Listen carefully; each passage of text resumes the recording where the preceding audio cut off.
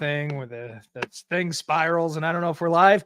Hey, we are live. Welcome, America. Or the rest of the world, really, because it's an international edition to get to know the CEO. It's the show where we attempt to humanize corporate America and Slovenia through the magic and power of stupid questions. Today's guest is the founder and CEO of Free Spirit Human Capital, Anja Žibert. Welcome to the show. Yay! Hey, America's sweetheart. Hello. What is that thing above the Z? I've never seen that before in your name. What does that do to the Z? Anything in particular? It's a little tick. It's a party on a Z.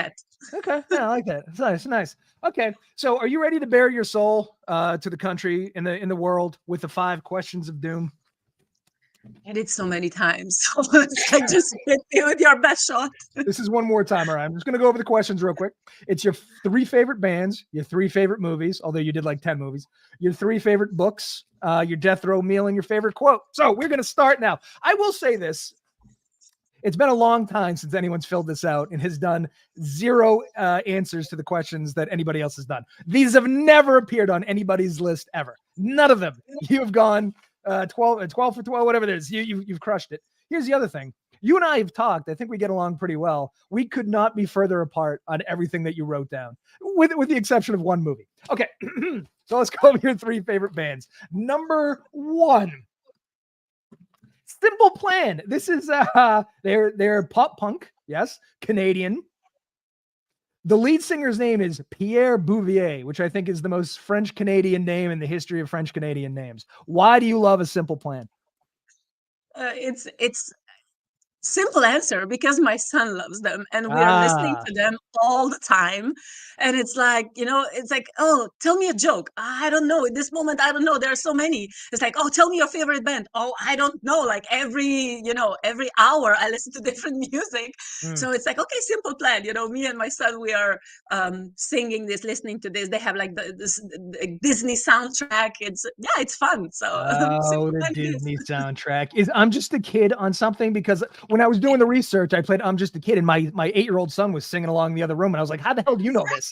And he said YouTube. All right, so I guess that makes sense. So the first album came out in 2002. Did you listen then, or have you only listened because I had no idea they exist? No. I mean, now when I'm listening to the old tracks, I was like, wow, yeah, that was cool. I mean, I've been in first. Oh, that was a transition. I remember I was a huge fan of, I don't know if you're familiar with them, Caught in the Act. They're like European band, but I don't know, like it's something like Backstreet Boys, but in Europe. Okay. So that period of time. So from Caught in the Act and from Backstreet Boys, I went to Rage Against the Machine, and then it was punk. So yeah, since then I'm like a punk rocker. Okay. But I love all kind of music. Yeah, I think so. This is part of a group, like a family of bands that I think passed me by. I think like Blink 182 is probably like the higher. They're the Tom Brady. I don't. Do you know who that is? American football player. They are the best and everything. Like I think they fall into like My Chemical Romance, Sum 41, Good Charlotte. You know any of these bands? They all kind of sound the same. And they came out during the same time. These are bands of my, student years. And I mean, it was all about this pop punk period around 2000 or like something like that. So, yeah. Yeah, the lyrics, because I listened to the lyrics of Perfect. This is the other thing. They are pop punk, but their lyrics are very like emo. They're very emotional. Like Perfect is, he's, something obviously has a bad relationship with his father and stuff. And punk came so far from the 70s to the 2000s. I'm not sure in the right direction, but they're very emotional young men. Here's the other thing. You see this guy's shoes, the guy in the sort of pink shirt there. If you wear those shoes, you love this kind of music. It has a footwear associated, don't you think? Vans, yeah, of course. Vans. If you own a pair of Vans, you listen. Of course I do. You love All American Rejects. All right. So this was your son. I feel like maybe some of the movie selections have to do with that too. Okay, this band though. Let's move on to number 2. Chaser. I'd never heard of them. You go first. What do you love about Chaser? My friends. They're my really good friends from Orange County, from California, and they have amazing music. It's really authentic. They're really, really authentic. And because I know them personally, and when they're performing, I can also feel the energy of their music. And it's also like revolutionary, it's like with really high high vibrational revolutionary music, or something like that. It's definitely, yes, it's high vibration. So this is what ChatGPT said about them. They said they're a melodic punk band from Southern California. It said they're known for supporting social causes, particularly those related to mental health and environmental sustainability. So this kind of feels like you, right? Oh yeah. It's a lot though. They're intense. They just go. It's very punky. I wouldn't say they're. It's not really for Friday night dinner with your loved one, like a romantic dinner No. or dancing, after a romantic dinner. But they are fun. It's really good music. And also what I like about them, it's I mean, I used to live in San Diego, in California for a while. So I met, I don't know when, actually in 2005, I first saw them when they played in Slovenia. And then, few years later, I met them in California, and we stayed in touch. It's really like, I'm like really following their evolution with music, and I respect them. I highly respect them. You're right. It's not dinner music though. It's what you want to mosh. Right? You're getting in a mosh pit. You're hitting each other. It's very hard. It's a masculine type of music, I'd say, wouldn't you? Yeah, it really depends. I mean, of the lyrics, because sometimes, like when you listen to the lyrics and when you sing the lyrics, it can be both. It's like for everybody, it's like, oh yeah, you cannot, I would really like to go back, but you cannot go back. It's like, you have to face, like this, like just enjoy the moment. You have all these amazing people around you, like that kind of stuff. Yeah. And I think everybody can identify with that. So. All right. Well, there's certainly a thread in your musical choices, because your third, the Interrupters, again, sort of this is, I would say, ska punk kind of. Yeah. It's I don't know. Are you a fan of ska in general? Are you? Yeah, I used to be very huge fan of ska, and I mean like more ska punk than ska, like reggae ska. There are a lot of variations, but for example, Real Big Fish, that was my band for a while, because they're fun, and I like everything about that. What about Big Bad Voodoo Daddy and the Mighty Mighty Bosstones? The ska had a little revival there 30 years ago. It was nice. Yeah. There was a meme that said ska is what plays in a teenager's head when the mozzarella sticks are coming from the kitchen. I think that makes sense. There's so many interpretations. It's just like, I'm not really bothered with that. I just listen like what I like. So ska's pretty happy, I would say. Ska's a happy form of music. It's a dancing music. Yeah, you can take that. Like after Friday romantic dinner, like you can take somebody like to a ska concert and dance. And you're gonna have a good time. Here's the other thing. So the front woman, her name is Amy Interrupter, and the band is the Interrupters. They're doing a little bit of that Ramones thing, which I like. It's a throwback. And I didn't like when you said the Interrupters. I had no idea who they were, but I have heard Take Back the Power and She's Kerosene. So I have heard the hits. I just didn't know it was them. You see, I'm enlightening you. You are enlightening. Learn something new every day. So when did you start listening to them? I would say like 3 years ago. And then I saw them, maybe like 4. And then I saw them 2 years ago. I saw them live because they were playing at a huge punk festival in Slovenia. Shit, I don't know, was it 2 years ago? It was before that. And then again, I saw them 2 times, yeah. And I took my son to that concert, and it was like his favorite concert. And it was pretty amazing. Like they started playing really late, so like we had to leave before because he was tired. But it was like, oh my god, showing everybody. My mom took me to Interrupters concert, and we bought a hat and like T-shirt. How old is your son again? Now he's 10. Now he's getting. What was the first concert you brought him to? When I was 9 months pregnant. Does that count? Yeah, I guess that counts. Where'd you go? Real Big Fish. Oh, Real Big. Oh, let's see. Again with the ska. What was your first concert? My first concert. Yeah. Oh, I don't know. I mean, it was probably some. Like I mentioned before, the big concert, like with screaming teenagers and stuff. Yeah. I think it was Caught in the Act. Yeah.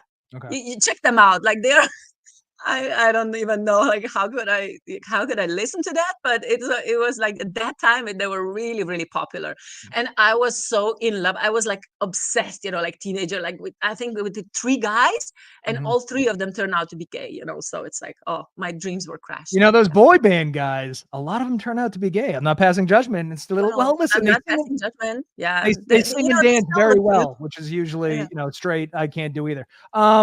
My first concert, not that anybody's asking, was Lollapalooza. I believe it was in 1995. It was Metallica, Soundgarden, and the Ramones on the main stage. That's pretty good, right? Oh wow, yeah, that's a nice lineup as well. Oh, great. Metallica helicoptered in. It was during the Black Album thing. It was very big Metallica. Yeah. Okay, let's go on to your movies. Again, so you gave me like 18. I cut it down to 4. Sorry, listen, we only have an hour. I'm going to assume. So again, this is going to shock many people. Ice Ages 1, 2, and 3 have never appeared on anybody's list. I assume this is because of your kid. No, I mean that was happened already before my kid, because I'm really huge fan of Pixar like cartoons and movies, and it's so like it's funny. Oh my gosh, like who is watching Ice Age and doesn't laugh? Like, sorry, like you cannot be in my life because it's super funny. It's really really cool. I Have you would have seen never it? listen, if you gun to my head, Have if you you go, seen it? Have you seen it? I think I've only seen the short with this guy where he's pushing the acorn up the thing and then it's I don't know, like an avalanche or some shit. It was good, but no, I've never. Well, here's the thing: Ice Age came out. The first one came out in 2002. I was 21. I wasn't watching animated movies. I was, getting blackout drunk doing keg stands. Normal 21-year-old shit. I love it. Shrek is amazing. I'll take your word for it. Ray Romano is the elephant or the woolly mammoth. Is that right? Yeah. This is Manny. Manny. Of course, Do you want to hear my Ray Romano thing? My grand unifying theory about Ray Romano? Okay.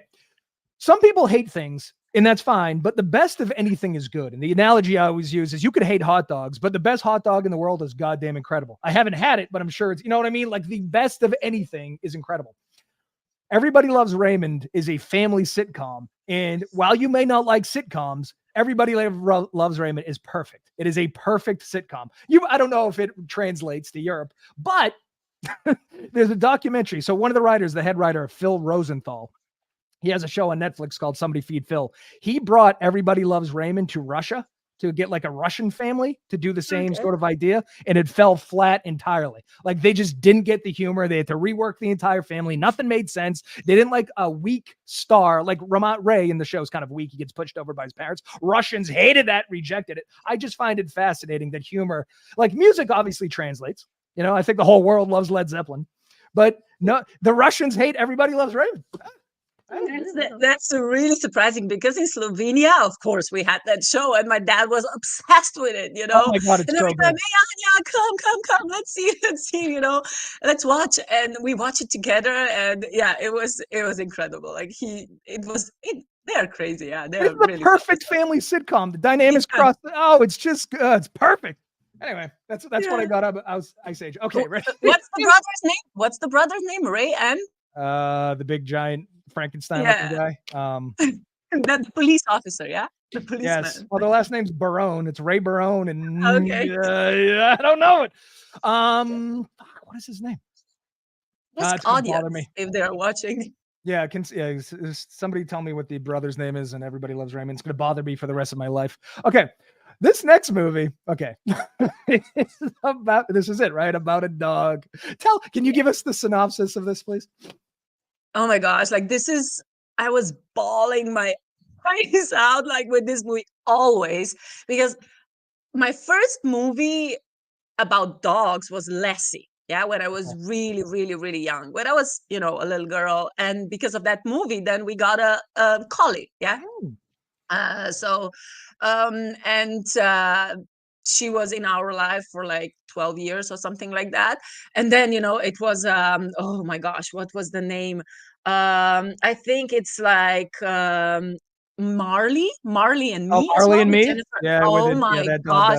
Mm-hmm. Incredible, like really, like everything that has to do with dogs, like really sad. I'm crying my eyes out all the time. And Hachi is really Robbie. Yeah, Robbie. Thanks, Alex. Thank you. So yeah, Hachi is a incredible story about a dog that he was waiting for his owner every day at the train station, After he and died. So the owner yeah, and then dies. he died Yeah. exactly. But he was still waiting. He still went there, and waited. It's like such a touching, amazingly beautiful story, and I can, what's the weirdest part? Because I can watch it thousand times, and thousand times I will be crying my eyes out because it's like, and I know what will happen, like next second, but it always, yeah, it always get to me. So, but it's I beautiful. Evidently I have a cold black soul because I don't like dogs. But I did read the on YouTube. I watched the trailer. Everybody says the same thing you say, which is they cried the entire time. They couldn't hold it in. No matter how many times they watch it, they cry. So I did find this a little bit interesting. So this is You based want on to let it out, if you're like, oh, I'm not a person who can cry, or like if you're angry or something, just watch this movie. Just let it out because Can I just tell you how everything, like pragmatic I it's am? like a healing tool, like to release emotions. I know I am not normal based on my, dogs. I don't, how people see a puppy and they just melt and they start talking to her like a baby. I have none of those feelings. None of this, like it just doesn't come to me. You're weird. No I worries. know. So when I was watching this preview, first of all, it was based on a Japanese story. 100 years ago, this really happened in Japan. I just loved how they were like, we can't have a Japanese guy. We need Richard Gere. So they kind of whitewashed it, which is fine. Hollywood does that all the time. But I had two thoughts when I was watching this, which is awful. This is going to make me sound like an awful person. One, it's an unleashed Akita on the street. I'm like, somebody get that fucking thing on a leash. It's walking through the thing every day. That bothers me as a non-dog person. And then the other thing, and this is really bad, but I'm a cat person. So everyone's like, oh, dogs are so much smarter than cats. This thing showed up every day for 9 years. That's not a very smart animal. Didn't they learn eventually? Like a cat would have been like, fuck this shit after a week. This dog keeps showing up, which I know is sweet and people cry about it. Here's one more thing. There's a statue. About loyalty. It's about loyalty, Eric. 9 They're years. not loyal today anymore. Loyal 9 years is too long. Yeah. In Japan, there's a statue of this dog evidently at the train station, which is dog people. See, Let me tell you this though, the critics did not like this movie, but the audiences did. On Rotten Tomatoes, 64% of the critics liked it, 87% of the audience. So, what do you think that tells you about people? Well, it's worse with one of your other movies. there's a even greater disparity. It tells you that critics are probably like me, jaded by movies trying to pull at your heartstrings, But at the same time, that's what movies are supposed to do. We need to release our feelings, emotions. So it's like it's a weird balance, I think, because in some like you want to be emotionally affected by movies, but then when they go sort of overboard, you're like, I don't know. But listen, I was emotionally affected when Iron Man died, so it's not like I don't have a soul in totality. I just don't give a shit about dogs. All right, next movie. The Little Mermaid. This is where, first of all, Prince Eric. Finally, I get a prince. I can get down with The Little Mermaid because I have two younger sisters and they were of the age when the Disney Renaissance was happening. So I've seen The Little Mermaid, Aladdin, The Lion King, and Beauty and the Beast, 8,000 times because that's all they watched. But I will say, as far as Disney movies go and musicals go, those are four excellent movies. Yeah, I mean, Little Mermaid, I don't know when did that come out, like around 90s or something, 89 or 1989. Yep. 1989. You see, I was like, what was it? 6 years old. Yeah. So perfect. You were in prime time Disney Renaissance years. Yeah. I mean, they're saying there's so many subliminal messages inside. I was like, I didn't care about that then. But the thing is like, the song and her voice and the story. And it's like, oh, like they are breaking the myth of like what is possible, because it's like, oh, the mermaid cannot live, outside and walk around. And it's like, they showed it, like they can. So that was amazing. And now I still watch it. Yes. I admit, I have it on my computer and it's like, okay, I feel okay, let's watch a Little Mermaid today. And what is it? The song, I don't know, it's the main song, what is it? It's really Under the Sea won an Academy Award. Under the Sea. No, it's not Under the Sea. It's where she's in that cave and it's like watching up and I don't know. It's something world Part of your world. Maybe, yeah, part of, part of the world. Exactly. Yeah. I want to be part of your world. And it's like, it's powerful. Like when when you think about it. And that song where she doesn't know anything, like the fork, she doesn't know what that is, whatever the fucking that song is. First of all, the movie's score won Best Original Score at the Academy Awards. Under the Sea won Best Original Song. It crushed. This goes with my Everybody Loves Raymond Best Hot Dog thing, which is like, all right, most adults wouldn't say an animated Disney musical. This is a perfect movie. It's fantastic. Like if you hate The Little Mermaid, something's wrong with you. I agree. I completely agree. And I've seen the movie, the movie with, I think it was Halle Berry who played. It wasn't, but yeah, well, she kind of does look like hell. Yeah, but the live action remake. Okay, yeah, sorry about that. Yeah, I don't know. It was a remake, but I prefer the cartoon, like original one, like old school, like OG. I haven't seen the live. This was so good. And here's the other, typical of Disney, they changed the ending because in the Hans Christian Andersen fairy tale, she dies at the end. That would have ruined the movie. They need to get married. That's exactly. Yeah. And dreams need to come true. So yeah. So in the fairy tale, she sacrifices her life for Prince Eric, and then she turns into sea foam. Like that would have been a horrible ending. In this case, 92% critic score, 88% audience. So the critics liked it more than the audience. It's negligible. It's only 4%, but that's outrageous. How do you feel about The Lion King, Aladdin, Beauty and the Beast? Are you a fan of all those? Yeah, Lion King, of course. I was crying with Lion King. Beauty and the Beast, it's also really good. I haven't seen that for a while, but I've seen it like, I don't know, like 3-4 times maybe in my life. And Aladdin, when I was in school, I also remember. I mean, in Disney, it's like the soundtrack, the songs. Like you can play that anytime. So yeah, I think that it's really good. Like they're creating an impact. Oh yeah. The other 4 movies that are considered part of the Disney Renaissance, which I don't know if my sisters watched or didn't watch, or I just was in the house anymore, but it was Pocahontas, Hunchback of Notre Dame, Hercules, Mulan, and Tarzan, which I don't, again, I just didn't watch them because maybe I was out doing I haven't seen that one. I mean, I think I saw Tarzan and Pocahontas, but the rest, those first it didn't, it didn't pass my path. Okay. I think you like to be emotionally affected by things. That's the only explanation for your next movie, which is The Shack. Oh my God. I haven't seen it. I watched the trailer. Everybody, just like with the dog movie, said they cried the entire time. You like to cry during movies, it would appear. I mean, this one is really powerful. The story is really powerful, but the message, because it's like about forgiveness, about like very, very, I would say like very deep and very, also very heavy. It's not for everybody, No, I would.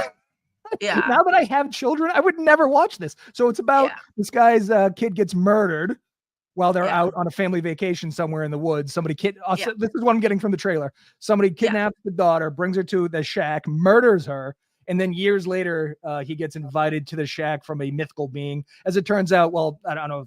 There's 3 people that are there representing God, Jesus, and the Holy Spirit. Yeah. And the message, I mean, it's a spiritual, like kind of topic, but like the message when you really, really watch the movie, and it's it also can have a healing power in a way, because it's very powerful. But like I said, it's not for everybody. I'm not, like, oh yeah, you have to watch this movie, like this is like for Saturday night or whatever. Like you should prepare when you are watching this. But it's like it can really open up your eyes. Like it can give you different perspective on some stuff, especially on on evil in the world. The movie that I would recommend to people to ruin their nights in probably months and years. Have you ever seen the documentary Dear Zachary? No, I don't think so. Well, if you love crying during movies, if you love to have your heart ripped out and then your heart stabbed multiple times with some sort of flaming knife, watch Dear Zachary. This movie, though, here's the thing: dead kids and religion. I'm out. Just a kid. Okay, I haven't seen it. Oh yeah, no, Dear Zachary. Yeah, tune in. Okay. This critic score 21%, audience score 77%. So that is that's a gap. Octavia Spencer plays God in this movie. That's interesting casting. You wouldn't, It was, yeah. you wouldn't It think. was. It was really diving deep. It was just like about the message, yeah. But it's like I don't know, like why I wrote that. Like I said, I'm changing my mind all the time. I don't have favorite stuff. It's just like okay, like intuitive hits. So yeah. Yeah. Well, you say that, but then I think your books have a common theme too. You want to dive into those? All right. This is fascinating. The quantum being. This is what I know about the author. Oh, look at that right there. She's a rocket scientist that's worked at Boeing and NASA. She's also, this is what Amazon said. Born and raised as an Orthodox Muslim in Pakistan. From day one, she was asked to fit inside a box that didn't align with her true calling. She grew up feeling trapped with a patriarchal cultural mindset where women are groomed, expected to be wives and homemakers, and not encouraged to go to school. This is one of those things, like I don't want to pull this white savior complex thing, but the fact that some cultures are burying potential rocket scientists that have gone on to work at Boeing and NASA. That's just shitty. Isn't it? She's amazing. She's my friend, Shanaz, and she is a rocket scientist, and she's also a quantum spiritual coach. And this book that she wrote, Quantum Being, it's like a Bible. It's like every single spiritual phenomenon. It's explained in scientific way. Very interesting. Do you want to know what the most highlighted quotes in Kindle are? I'm going to tell you anyway. Tell me. Synchronicity happens when we align with the flow of the universe rather than insisting the universe flow our way. Most highlighted quote. Second, flow means when we're in the zone and don't feel time passing, since our feeling of oneness with everything around us makes our sense of time disappear. Mm-hmm. And the third most highlighted quote in Kindle, our greatest fear should not be of failure, but of succeeding at things in life that don't really matter. Do you agree with that one? Yeah. I think here's the thing. It's hard to argue with a rocket scientist about anything, I would imagine, that's worked at NASA. Here's the thing in the United States. I don't know if you have that saying, like rocket science is our barometer for intelligence. When you do something, they're like, well, it's not rocket science. That's what we say. That is the highest achievement. I know. Yeah. So if this woman, it's a threshold. It's a threshold. Yes, it's the threshold and the barometer for intelligence. So anytime somebody of that caliber who goes on to work at NASA, what you have to argue is probably the threshold for where smart people work. Yeah. I'm not going to argue with anything she says. Plus, to be born in that situation and to overcome that and to reach the highest of heights is unbelievable. You have to read this book because it's amazing. Like her story is absolutely amazing. She went like against every single rule that they had. So, and yeah, she ended up as a really, really famous, like really, really important, rocket scientist in NASA. Yeah. Yeah, I mean, I don't want to belabor the point but to be born into a country and into a family where they don't even want you going to school, and to go from not wanting you to go to fucking kindergarten to a rocket science degree. Not bad. Not bad. She couldn't go. She wanted to go to, I think it's like medical school or something. And it's like, no, you cannot, study medicine. I mean, medical, because then you will have to work at night and you can get raped, because like the culture there, it's like the women there are so, they were not, valuable. They were not important. So like she overcame all that. It's amazing. I love her. She's amazing. Oh boy, can't go out at night because you're like, hey, what a world we live in. How is this the case in 2024? Oh my God. Anyway, let's move on to this one. The dream manager. I think that you have a vested interest in this because you work in human capital management, kind of, right? Isn't this kind of the thing? All right, so tell us about that was the reason. Exactly, that was the reason, because it's a story about, it's a fictional story though, but it's a story about a company, that like they are losing employees. I mean, people are leaving, because it's I don't want to stay. So it's like they're losing all the time, and also like they are losing the profit, so they need to change. Blah blah blah. So what they do is like they create this job position, a dream manager, which is a hybrid between a coach, like a life coach, and financial advisor, like a mentor. And what is this dream manager doing? Like he's asking people, like employees, hey, what are your dreams? So company is, helping them to fulfill their dreams, and it's like boosting the productivity. And I mean, this is how I do it, kind of. I go in and I talk to people. So what would motivate you? Like, what are your dreams? Like, how can we help you to achieve your dreams? We cannot buy your house, but we can give you like some information. We can empower you. We can help you, to reach that point. And this is what is missing, in today's, especially corporate world, that somebody cares, because yeah, they just don't care about people. And like this book and everything, what I'm doing is just changing that, yeah, that whoever has money also cares. Yeah, I think we're so used to being just cogs in a capitalistic machine and treated that way that if a dream manager come in, I'd automatically be like weary of him. Like, what are they paying you to do? What are you really trying to do here? It's like in CrossFit. I did CrossFit for a month. And like everybody else in the CrossFit gym, I don't know if you've ever done this or if they have that over there, but they're very nice to you. Like when you're working out, they're like, you got that. I don't know you. You got this. I don't have this. Don't tell me I can't lift this. Shut the fuck up.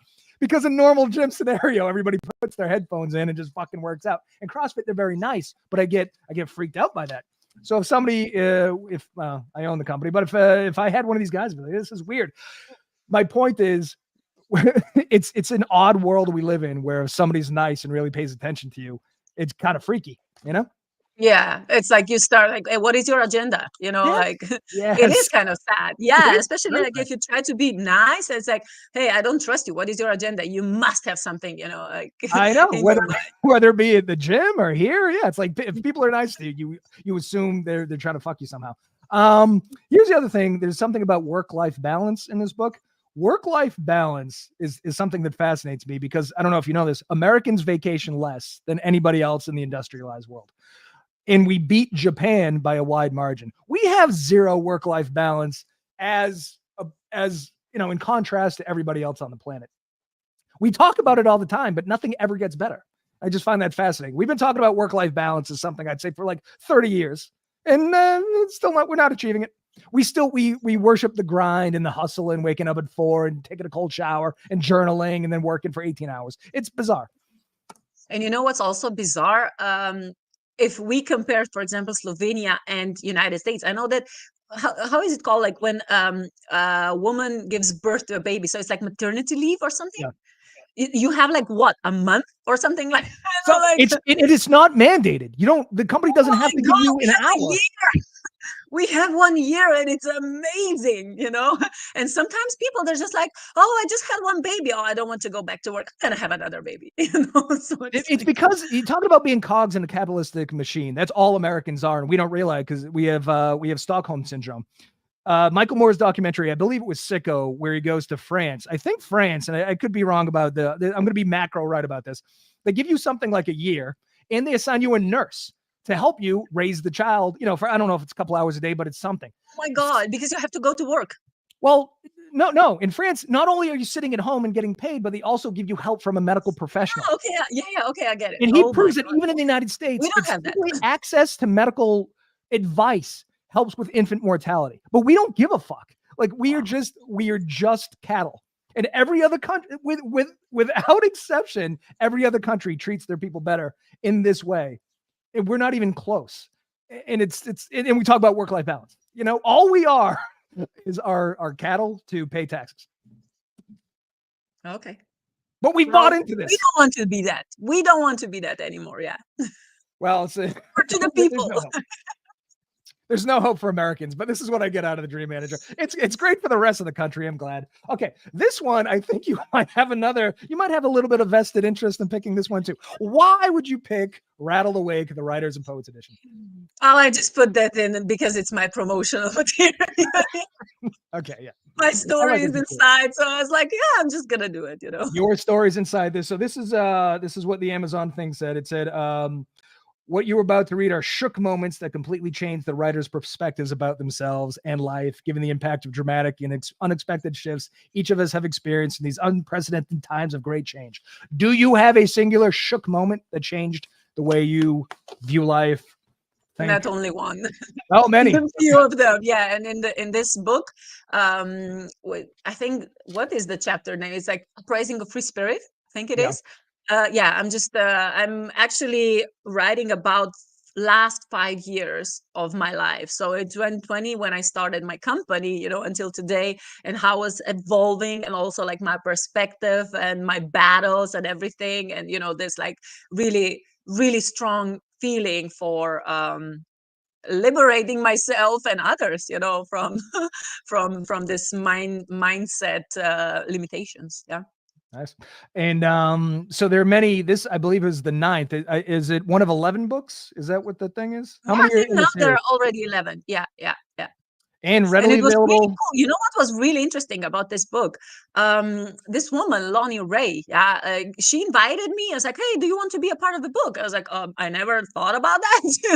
It's not like, "Oh, I want to," everybody who are speaking or doing something, like they have their own businesses. Like, yeah, my goal is like to write a book, to have a TV show, blah blah. I was never thinking about that, and I was like, yeah, I can do it. So what we did, we had a weekend workshop, and in that weekend we created a book. So that was fascinating. She is amazing. When you have people like that in your energy field, like around you, they can really show you what's possible. Yeah. Because it's like, okay, if I want to have a book, I would need, oh my God, it would be expensive. I would spend so much time, and it would be like, oh, I don't know, so many like limitations, whatever. No, you can get a book in one weekend. And I got it. There's a little So bit of that, like, just do it thing. Just fucking, yeah, just do. Yeah, just move. And then, exactly. Like, and not don't only one book, they listen can to fucking get anybody 11 in the else, series. like what's possible. Like, just try it and show that, yeah, it can be done. As pragmatic as I am about most things, I do think that the mindset of just getting shit done will really bring a lot of people a lot of places. Like, stop thinking, just act, and then fix it. Build the plane while it's flying, kind of, right? Yeah, but there's nothing wrong with that, because at least you're trying, Yeah, I mean, I think that there are so many people that are still stuck on this like theory base. Like, there's so much information, and it's like, yeah, I know everything, especially like when it comes to, personal development and stuff like that. It's like, yeah, I've been to this retreat, I've been to that workshop, blah, blah, blah, blah. Okay, but how are you using that in your life? Oh, exactly. well, I don't know. He's still miserable, he's still broke, he's still like, he doesn't know what to do with his life, he still doesn't know like what he wants to do, like yeah, I think that people, they should just like do it, just Yeah. try You, it. it's the practice. You got to take, you need reps, you need at bats. Like, the thing I always say is, like, you can read how to catch a baseball a million times, but until I throw a baseball at your head, you're not going to figure it out. So Exactly. You're not gonna feel the pain. no, you need to get it whacked in the face. Okay. Let's go to your death row meal. You excited? Are we done? I took, Okay. Yeah, I took yeah. some liberties here only because I wasn't exactly sure what was what. Because I got to say, as far as death row meals go, this was kind of vague, so I had to fill in some of the gaps. I know. I'm not a foodie. You're not a foodie. So you started out with spring rolls, which in the United States could go one or two ways. They could be Thai spring rolls with the clear rice paper, or they could be deep fried spring rolls. So I gave you both because I'm an altruist and you're about to die. When you said spring rolls, are you going fried? Are you going Thai style? Something completely different? Both. Both. Okay. I wasn't, yeah, I wasn't really thinking, because the thing is, like I said, I'm not eating in restaurants a lot. I never really experienced that. I know it sounds weird, but it's like, I love food, and when I go, of course I do it, but it's not like a habit. It's not like, oh, let's go out, let's bring out appetizers, or I have no idea. And Wow. I'm not ashamed or afraid to admit that I have absolutely no idea, and I have absolutely no idea about wines. I have absolutely no idea about food. I just eat what I like. That's it. I'm open to, to be enlightened about that. But Yeah. until today, seriously, I That never had explains that explains yeah, some of your my life answers, was never in particularly restaurants. in the next thing. This is so weird because we're all humans. We have all the same parts. My favorite thing in the world, I think, is going to a restaurant, having people serve me great food, and then I can order drinks, and they make those too, and they bring them to me, and then when I'm done, they take them away. This is why I love bar trivia, because you can also sit at a restaurant, do all this stuff, and prove how smart you are. I think bar trivia is like, if you I could love somehow, bar trivia. yeah, Yeah. if you could involve sex somehow at the end of this day, that would be perfect. That would be the fucking, but they frown upon having sex in restaurants here for some reason. All right. So we're going spring rolls. Then you're doing a cabbage salad. I wasn't sure how in what direction cabbage can go in a lot of ways, what color cabbage. So explain to me the perfect cabbage salad to you. I don't know. My mom and my dad a good one. It's just like white cabbage. And when I do it by myself, it's like I don't even put any vinegar. And I'm like a rabbit, you know? It's like I just eat green stuff. So you don't want a cabbage salad. You just want cabbage in a bowl. Yes, you are like a rabbit. You're not even putting Yeah, vinegar you on can it? say that. Oh my God. All right. So I guess I'm that so we weird. comes right over to I'm so cucumber weird. salad. Cucumber I'm salad? Are you allowed, doing no? Are you doing vinegar on this too, or just a bowl of fucking cucumbers? Yeah. Cucumbers is the same. It's like I eat them as crackers, you know. I love them. You But eat they them as have to be crackers. like you could really feel the difference between if it's bought in the store or if it's, you know, homegrown. So yeah. Okay, so you just want homegrown cabbage in a bowl and homegrown Yes. cucumber in a bowl. Exactly. And I'm sold. You can win my heart with that. You are low maintenance. I'll give you that. Okay. No, I'm not. Maybe with that one. I need to stress how bizarre the next answer was. So you wrote, this is your death row meal. You wrote fish, sushi, pasta, potatoes. Where do I go with here? So fish, I just gave you a fucking fish on a plate. I don't know if that counts. You didn't specify Yeah, make, perfect. model, year. Okay, well, so you get a fish. You get just have a fish. Then you wrote sushi. You didn't specify. You didn't go maki, sashimi. No, so I gave you a variety of sushis. Does that sound good? Everything. Yeah. Yep, everything. Then you wrote pasta. Pasta could be, listen, you border Italy. You know pasta could be 8,000 different things. I just gave you classic little noodles with red sauce. It's bolognese. Yeah, it can be. Yeah. Also, and then potatoes. I don't know where. So you're just getting. I make. My son said that I make the best mashed potato in the world. So okay, all right. So what are you putting in the mashed potatoes that's making them so special? Oh, I'm not gonna tell you. You're on my okay.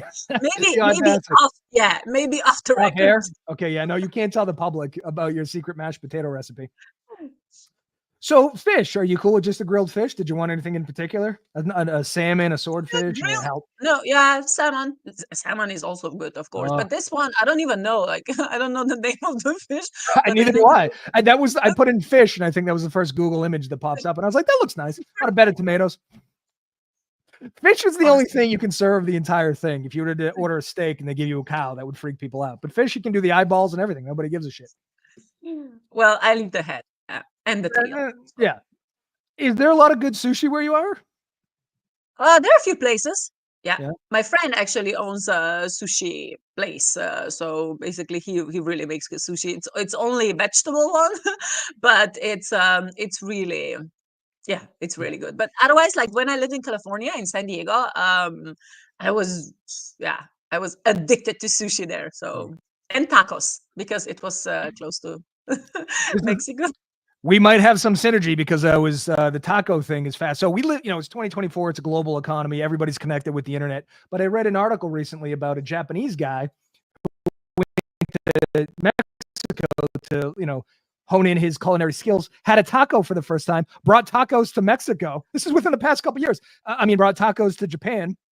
And people lost their fucking minds. So it's now, it's like the 2020s, and people in Tokyo still don't know they haven't had a taco.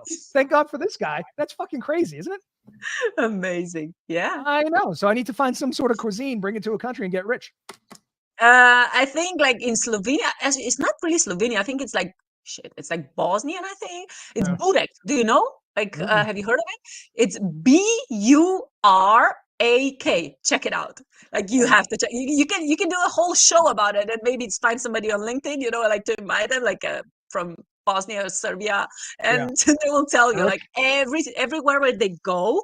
For example, I saw I think it was also in the United States. Like there was somebody like selling burek, and it was like massive success. Burek. So okay, I'm into that because originally, years ago, I wanted to do a Korean taco truck. I don't know if you know about this thing. Some guy in LA just took Korean meat like bulgogi and put it in, made it into a taco. He's crushing it. At like 10 years ago, he had 15 trucks. He kept buying IHOP locations and turning those into physical restaurants. So Korean tacos. Maybe I don't know what burek is, but if I could put it in a taco and then drive it around in a truck, maybe we have do it. It's amazing. Yeah, check it out. If you get some money, just I'll send you an invoice for fee. So okay, yeah. What do you think? Like 2%? I'm gonna need your potato recipe because I'm gonna do burek tacos. This is and intellectual property. I'm gonna delete this episode so nobody will ever know. I'm kidding. No, I'm not. Okay, here we go. And then you go, okay, I'm a huge gin and tonic guy. Have we discussed Brockman's, which I find to be the greatest gin? All the other gins should just stop ginning because, and I know a lot of people in Tanqueray and Bombay, blah, blah, blah. No, Brockman's. Have you had Brockman's? I haven't had breakfast yet, but when we first met, that was the first thing that you mentioned, So it's That's like, right, okay, yeah. this guy's really into alcohol, so. Okay. Oh, my liver is dead. But Brockman's is so unbelievable. And I don't know if you have this over there, but we have craft tonic water.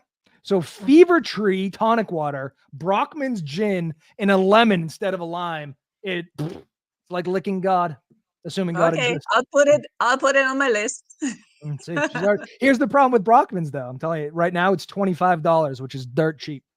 As soon as everybody embraces the greatness of Brockman's, it's going to shoot up. It's going to be like $5,000. So anyway, you said a gin and tonic. I took liberties and gave you my gin and tonic, and then you went with water, just the water, gin and tonic and a water. Yeah, well, it's a must. With every alcohol, there has to be a glass of water. Like, at least with me, like I'm not a huge drinker, and if sometimes if I am, like I really need water. So. Oh boy, you're very pragmatic. Your meal is pretty healthy for someone who's about to be put to death. I gotta tell you, a nice water. I'm weird. You're a little weird. Yep. Okay, let's go with your quote. Do we have your quote? Do you remember what your quote was? What was it? I think it's if you want to create the future. No, if you want to predict the future, create it. Yeah. Yes. Yeah, I always say that. What? Oh, I got it right here. What does that mean to you? Everything, because it's like, we are so stressing out about the future. It's just like, okay, so what kind of future would you like? And then just create it, because I really believe that we are creators of our own reality. And we have the power to create it. I firmly believe that.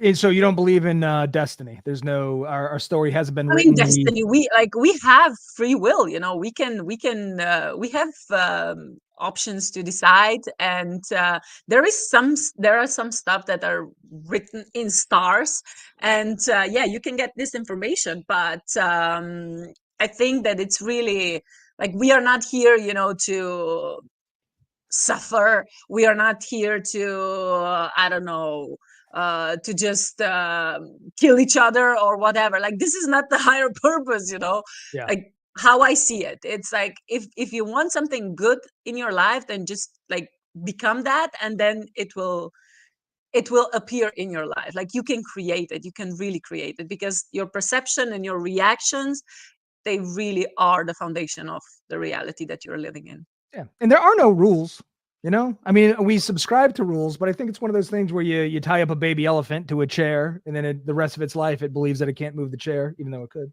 We believe in yeah, it's a elephant. Have you heard that story? Like, when you put the elephant, it's a similar story. It's like when you have a little elephant. Yeah.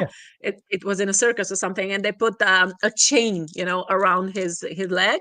And of course, he was trying to move, he was trying to escape, and he couldn't. Yeah. And then when the elephant was growing, like they put just like a thread, around his leg, and he still thought that he cannot escape, because like he was tied, like there was this conditioned in a certain mindset that hampered his ability to evolve. So I have this other show called Damn Lies and Statistics, where I interview authors of nonfiction books. 2 episodes ago, I interviewed a guy who's a professor at the University of Dublin or something. He wrote a book on free will. I think I blew a hole in the free will. So there's people that are, that don't believe in free will. Mm-hmm. I do. And I think I figured out, so I had a theory and I ran it past him because, I'm an idiot and I'm talking to this guy. But do you want to hear my theory that proves that we have free will? Yeah, of course. Share it. Babies. Okay, so when a baby's born, it has no neocortex. Babies are very selfish. They can't intellectualize that you are a different person with different feelings. Eventually, the neocortex forms in its brain that starts to allow it to think in different ways, view others as having their own feelings, thoughts, and they start to acknowledge that they are an autonomous being and there's life outside of them. Why would a physical thing in our brain develop that would give us the ability to reason and make decisions for ourselves and think in a complex way, if not for free will? Are you telling me that someone just baked that in? It just seems like a dumb, like we form a physical thing in our brain that allows us free will. Why have that if we don't have it? Yeah. We would all Let be me acting show like you. babies. Yeah, let me show you this book. Like, have you seen this one? I mean, it's Slovenia, but Michael Singer, like The Surrender. No. I don't know what's the English title, but yeah, it's all about surrendering to life, because your higher selves, you know, like in the universe and God, like they already know what's the best for you. So just stop resisting, you know. And yeah, I think I'm still learning that, because we all are control freaks, you know, like even like if we admit it or not, we are. So this is like the greatest lesson, you know, how to surrender to life. So I skew towards existentialism. I think, you know, part of the Nietzschean philosophy is that we are our own gods, and I believe that to be true. But I do have one other god besides myself, and it's Brockman's gin. They are just, oh boy. If there's hey, listen, if there's two things on this planet that you should listen to, it's me and Brockman's gin. And I'm not sponsored by them. I have no, as a matter of fact, they're kind of hard to find. You should be. Come on, Brockman. Well, Brockman's, they're an English company. I mean, I'm sure they've forgiven us for the war. We won that. Anja, would you like to tell people where they can see more of you, hear more of you, buy your stuff, get some free spirit human capital? My stuff. Yeah.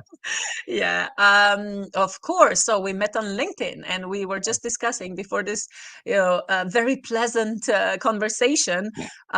We were discussing how really valuable LinkedIn is. Like that, you know, I'm really meeting a lot of amazing people there. And yeah, people can find me on LinkedIn. I also have a YouTube channel.